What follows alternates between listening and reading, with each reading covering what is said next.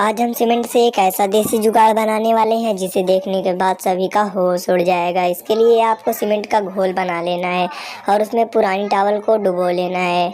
डुबोने के बाद आपको उस डूबे हुए टॉवल को एक गिलास के ऊपर रख देना है। उससे पहले हे भगवान, जो भी इस वीडियो को लाइक और चैनल को सब्सक्राइब करे उसके माता पिता की उम्र लंबी कर देना। इसके लिए करना क्या है, आपको सिर्फ वीडियो को लाइक और चैनल को सब्सक्राइब करना है। सूखने के बाद आप इसमें पौधे लगा सकते हो।